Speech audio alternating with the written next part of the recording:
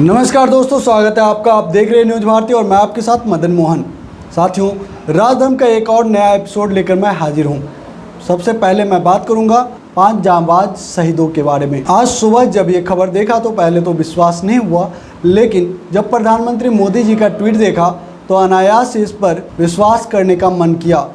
प्रधानमंत्री ने ट्वीट किया है और उन्होंने उन 5 जवानों की श्रद्धांजलि दी है। आपको बता दें कि हमारे ये जवान हंदवाड़ा में आतंकियों के साथ मुठभेड़ में शहीद हो गए। न्यूज भारती की ओर से हम उन्हें श्रद्धांजलि अर्पित करते हैं, लेकिन सत्ताधीशों से कहना चाहते हैं, आपने तो कहा था कि नोटबंदी ने आतंकवाद को उजाड़ दिया, बर्बाद कर दिया, खत्म कर दिया। फिर आपने धारा 370 को हटाया और फिर कहा आतंकवाद को नेस्त नाबूद कर दिया। तो भला आज भी हमारे जवान शहीद कैसे हो रहे हैं? और वक्त आ गया है कि देश की मीडिया से भी पूछने का कि आप तो टमाटर की मौत मार देते हैं, कभी पानी की मौत मार देते हैं, तो कभी राजनीतिक मौत दे देते हैं पाकिस्तानियों को, तो फिर रोज रोज हमारे जवान शहीद कैसे हो रहे हैं?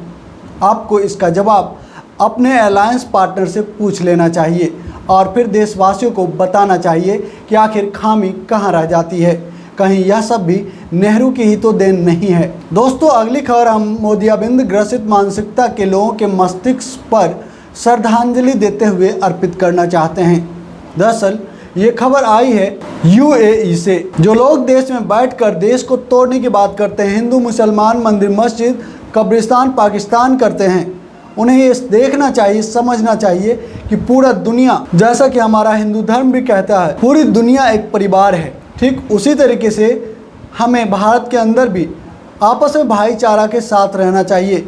इसी मिसाल को तो पेश किया है यूएई ने। आप देख सकते हैं यूएई की तरफ से भारत को 7 टन मेडिकल किट मुफ्त भेजी गई है। हालांकि ये अलग बात है कि हमारे सत्ताधारी दल और उनके तमाम आला कमान जो हैं वो इस खबर को ज़्यादा तूल देना नहीं चाहते हैं, क्योंकि उनके जो एजेंडे हैं उन्हें चोट पहुंचने की संभावना है। लेकिन जो आज भी जनता बने हुए हैं उनसे निवेदन है कि अभी भी हिंदू मुसलमान के खाई से बाहर निकलें और देखें बाहर कितना प्यारा मौसम है, बाहर कितना प्यारा संसार है। और दोस्तों, राजधर्म में अब बारी है रजत शर्मा के मानसिक दिवालियेपन को दिखाने की। रजत शर्मा ने आज एक ट्वीट किया, वो ट्वीट देखिए आप। आपने उनके लिखे हुए शब्दों को पढ़ने की कोशिश की होगी, लेकिन मैं आपको बता दूं कि लिखे हुए शब्दों पे मत जाइए, उन्होंने जो फोटो लगाए हैं उसको देखिए। इस फोटो को गौर से देखिए, इसमें तमाम धर्म और तमाम कोरोना से लड़ने वाले मशीनरी ऐड किए गए हैं, लेकिन एक चीज़ है जो मिसिंग है। और वो मिसिंग क्यों है, क्या आप जानते हैं? क्योंकि ये चीज़ उनके एजेंडा को सूट नहीं करता। वो है मस्जिद, वो है मुसलमान। आप देखिए, गौर से देखिए, तमाम चीज़ें इसमें दी गई है, लेकिन ना ही मस्जिद है और ना ही मुसलमान। मैं रजत शर्मा जैसे मोदियाबिंद ग्रसित मानसिकता के दलालों से पूछना चाहता हूं कि क्या आपके लिस्ट में मुसलमान देश के नागरिक नहीं हैं? तो फिर अगर आप पत्रकारिता करते हैं तो फिर भी ठीक है, लेकिन अगर आप कभी कभी खुद को पत्रकार कह देते हैं तो आपको देश के लिए बात करनी चाहिए और ईमानदारी से देश की बातें देश के सामने रखनी चाहिए। और दोस्तों, राजधर्म में अब बारी है नरेंद्र मोदी यानी कि प्रधानमंत्री मोदी के मेगा इवेंट फूलों की वर्षा, पुष्प वर्षा, उस पर बात करने की। तुम मुझे इवेंट दो, मैं तुझे कवड़े दूंगा। इवेंट ही कर्म है, इवेंट ही धर्म है, इवेंट ही शासन है, इवेंट ही प्रशासन है, इवेंट ही अंतिम सत्य है, इवेंट ही हर मर्ज की दवा है। दोस्तों, ऐसे वक्त में जब पूर्ण विजय तो दूर, जीत आधी भी नहीं हुई और आसमान से कराई जा रही है पुष्प वर्षा। कोविड-19 के कारण पिछले 24 घंटे में 83 लोगों की मौत हुई। इससे पहले 24 घंटे में इतनी मौत नहीं हुई। संक्रमण से मरने वाले मरीजों की संख्या 1300 से पार कर चुकी है।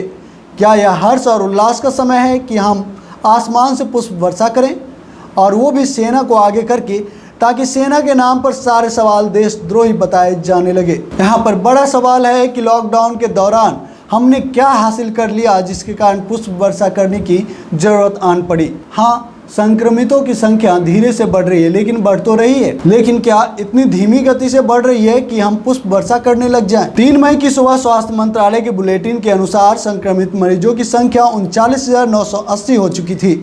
24 घंटे में 2644 मामले सामने आए हैं। जाहिर है शाम में तो यह संख्या 40,000 के पार भी कर जाएगी। अगर 10 दिनों में ही डबल होने का औसत ही देखें तो 13 मई तक हम 80,000 के आसपास होंगे। क्या इसे हम कामयाबी कह सकते हैं? दोस्तों, हर बार डॉक्टरों और हेल्थ स्टाफ के नाम पर इस तरह के तमाम हथकंडे किए जा रहे हैं ताकि सरकार की जो नाकामी है उसे छुपाया जा सके। बार बार कहा जा रहा है कि पूरे दुनिया हमारे देश का अनुकरण कर रही है, लेकिन क्या इतना बड़ा तीर हमने मार लिया सच में कि पूरी दुनिया हमारा अनुकरण कर रही है? अगर अनुकरण कर रही है तो वो देश जो पूरी दुनिया में हमें अनुकरण कर रही है, उन्होंने अपने देश में कोरोना संक्रमितों की टेस्टिंग की संख्या क्यों बढ़ा दी है और हमारे यहाँ इतनी धीमी क्यों है? आप भी उन देशों की तरह कोरोना टेस्टिंग की संख्या बढ़ाएं। अगर इतने ही कम आंकड़े आएंगे तो ये खुशी की बात होगी। लेकिन आप इस गलतफहमी में ना रहें कि अस्पतालों में बैठे नर्स और डॉक्टर्स आपकी इस सच्चाई को नहीं समझेंगे। हाँ, ये अलग बात है कि हम देशों के मुंह बंद आप कर सकते हैं अपने शक्तिशाली IT सेल के द्वारा, लेकिन इसके बाद भी सवाल मर नहीं जाते, सवाल वहीं पे रहते हैं। क्या आज हम बादशाह सलामत से यह प्रश्न नहीं कर सकते हैं कि आपको यह पुष्प वर्षा की जरूरत आज क्यों पड़ी, वो भी उस दिन जिस दिन 2644 मामले सामने आए हों? मुझे पता है कि IT सेल के प्रोपेगेंडा विभाग के द्वारा मुझे ट्रोल किए जाएंगे, मुझे गालियां दिलवाई जाएगी, लोग कहेंगे कि मैं सेना का विरोध कर रहा हूं, लेकिन यह सेना का विरोध नहीं है। सेना कभी अधूरी लड़ाई पर पुष्प वर्षा या विजय गाथा नहीं गाती, वो सलामी देती है संपूर्ण विजय के बाद। और दोस्तों, राजधर्म में अब बारी है एक व्यक्ति के बहुत बड़े दुख पर बात करने की।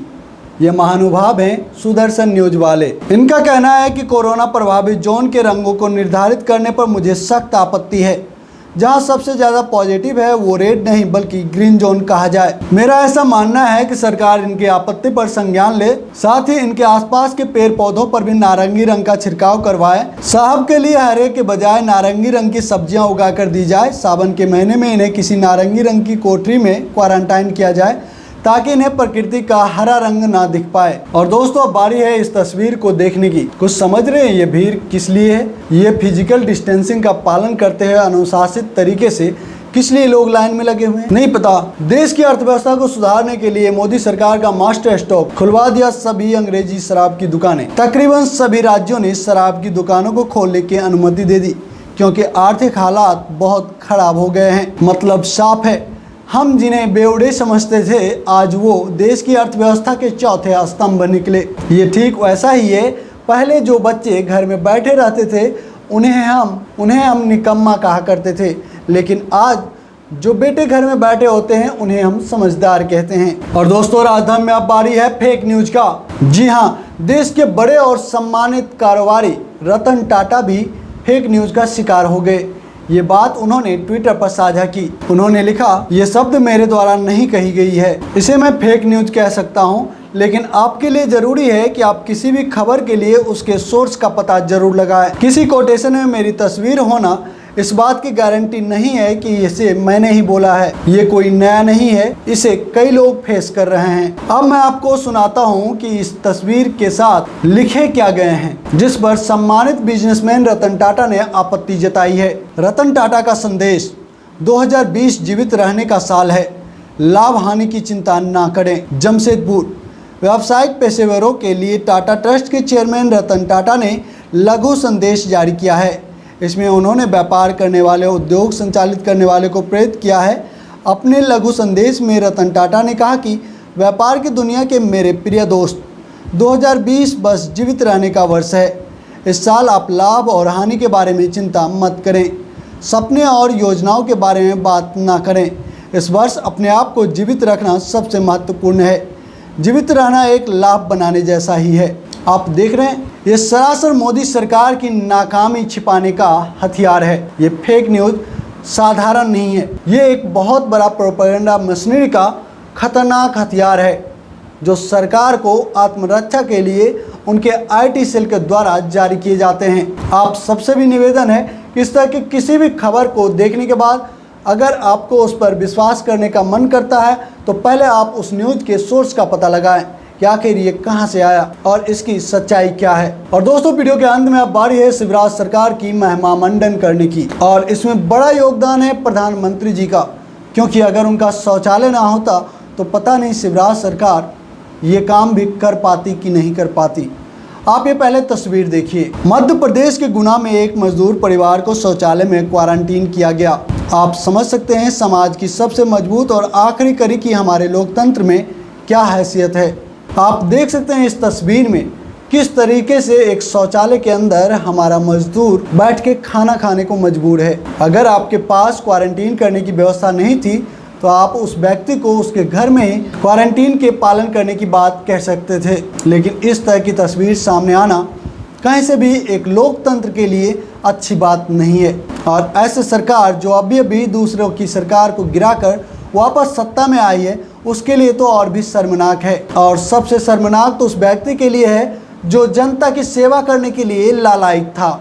जब सत्ता मिल गई और आ ही गए सत्ता में तो पता नहीं वो सांसद कहाँ है। हम बात कर रहे हैं ज्योतिरादित्य सिंधिया जी की। और दोस्तों अगली खबर भी मध्य प्रदेश से ही है। मध्य प्रदेश के इंदौर के पास का गांव है जहां पर देखिए किस तरह के पोस्टर लेके बच्चे खड़े हैं। सर्वे भवन्तु सुखिनः सर्वे सन्तु निरामया सर्वे भद्राणि पश्यन्तु माँ कश्चित् दुख भाग भवेत्। जी भैया, ये संस्कृत का एक श्लोक है जो हिंदू धर्म में काफ़ी प्रचलित है। अब श्लोक कहने का कॉपीराइट तो सिर्फ प्रधानमंत्री मोदी के पास ही तो नहीं है। हम भी अपने देश हित में और देश के देशवासियों के हित में इस तरह के श्लोक बोलना चाहते हैं और इसको अमल करना चाहते हैं, क्योंकि ये किसी की बपौती नहीं है और तब तो और भी नहीं जब आप देश को तोड़ने में लगे हों। जरा मुझे बताइए कि जब देश में हर काम में हर धर्म के लोगों का योगदान है तो फिर आप इस तरह के पोस्टर बैनर लगाकर आप देश के अंदर विभिन्न जातियों और संप्रदाय में जो खाई है उसको और चौड़ा करने का काम कर रहे हैं। ये कहीं से भी सही नहीं है। मामा शिवराज इस पर ध्यान दें ताकि जनहित का काम आसानी से हो सके और हम कोरोना महामारी से आसानी से निपट सकें। दोस्तों, राजधाम के इस एपिसोड में इतना ही। अगर हमारा ये वीडियो आपको अच्छा लगा तो वीडियो को लाइक कीजिए, शेयर ज़रूर कीजिए और जो दोस्त पहली बार हमारे चैनल न्यूज़ भारती पर आए, आपसे निवेदन है कि हमारे चैनल को सब्सक्राइब कर लें और बेल आइकन को जरूर दबा दें ताकि हमारा हर एक वीडियो सबसे पहले आपको मिले। जय हिंद, जय भारत, जय संविधान।